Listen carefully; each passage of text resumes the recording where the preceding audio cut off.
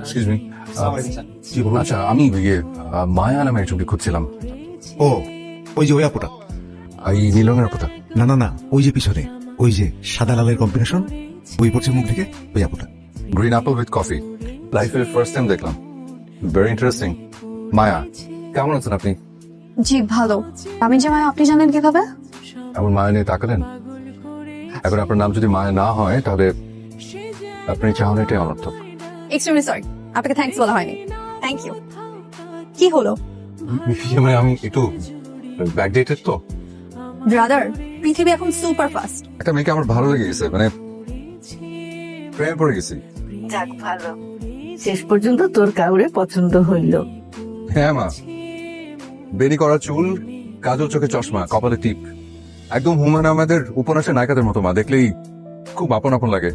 ওর নাম হচ্ছে মায়া, কফির সাথে গ্রিন অ্যাপল খায়। চিন্তা করো, মেয়েটা একদম অন্যরকম, সবার থেকে আলাদা। হারিয়ে যাওয়া ডায়েরি খুঁজে পাওয়ার জন্য আপনাকে ধন্যবাদ। আপনি যদি ভালো হৃদয়ের মানুষ হয়ে থাকেন তাহলে এই নাম্বারে কল করুন। আপনি? Happy Friday.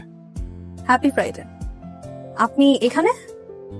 না এমনি আসলাম আর কি। সেদিনই তো আপনাকে ফার্স্ট দেখলাম। এখন কি রেগুলার হওয়ার ট্রাই করছেন নাকি? না মানে এদের কফিটা কিন্তু খুব ভালো, মানে ভালো লাগছে। আমি আসি। জান, বাট একটা কথা, কি? অ্যাজ এ গেস্ট আপনাকে ব্ল্যাক কফি খাইয়েছি, সো আপনি ভাবতেই পারেন আপনি ভাইয়া থেকে ইমিডিয়েট সিনিয়র হয়ে গেছেন। অ্যাকচুয়ালি না, আপনি এখন আমার কাছে ভাইয়াই আছেন, আর সবসময় ভাইয়াই থাক। সাদাত ভাইয়া। কি হলো? আপনি একজন মিস ব্ল্যাক কফি, খুব তিতা। মানে? মানে কিছু না, একজন আমেরিকান ক্লায়েন্টের একটা প্রজেক্ট করছিলাম, $600 প্রজেক্ট, টেস্ট প্রজেক্ট। এই প্রজেক্টটা ঠিকঠাক মতো করতে পারলে আরো বড় প্রজেক্ট পেতাম, কিন্তু কাজে মন বসাতে পারিনি। আম বলেন আর ছালা বলেন, দুটোই লস, একেবারে বাপ মা ছাড়া লস, ফিলিং এতিম এতিম। আমাকে কেন এসব বলছে? জানি না, খুব দুঃখ শেয়ার করতে ইচ্ছে করলো, তাই করলাম। কাজে মন না বসাতে পারার দুঃখ। অবশ্য আপনাকে বলে লাভ কি, আপনি তো মিস ব্ল্যাক কফি, এক্সট্রিমলি তিতা। হারিয়ে যাওয়া ডায়েরি খুঁজে পাওয়ার জন্য ধন্যবাদ। আপনি যদি ভালো হৃদয়ের মানুষ হয়ে থাকেন তাহলে এই নাম্বারে কল করুন। আপনি কি অনেক বিজি? জি, মেল চেক করছি। টপ কর্পোরেট কোম্পানিগুলোতে সিভি সেন্ড করছিলাম। প্রবলেম নাই, বলেন। মানে আমি একটা ছোট ডায়েরি ফেলে গেছিলাম, দেখেছেন? না তো। থাকে নেই। আমি কি আপনার নাম্বারটা পেতে পারি? নাম্বার? জি। আমি কেন আপনাকে নাম্বার দিব? মানে নাম্বার দেওয়ার মতো কোনো রিলেশন তো আপনার সাথে আমার নেই, তাই না? সেটা ঠিক, ঠিক বলেছেন। ঠিক আছে, ভালো থাকবেন, আসি। হ্যালো, আপনি কি মাইন্ড করলেন? কে বলছেন? ভালো হৃদয়ের মানুষ। এখন বলেন, আমি কি মিস ব্ল্যাক কফি নাকি ভালো হৃদয়ের মানুষ?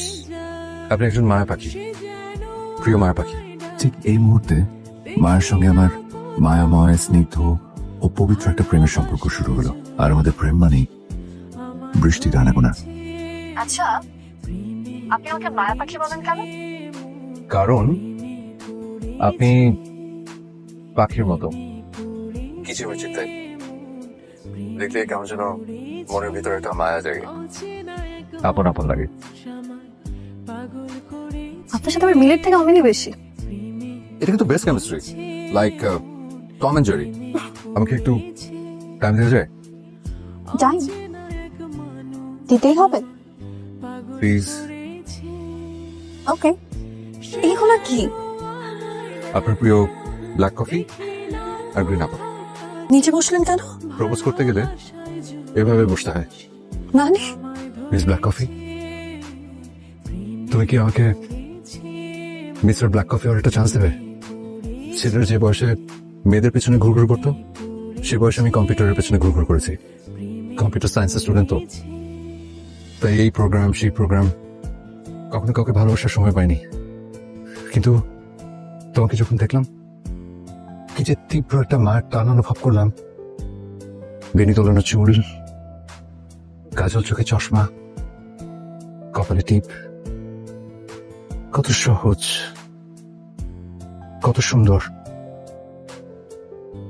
দেখে এত মায়া লাগলো। এতটা মায়া আমি কখনো কারোর জন্য ফিল করিনি।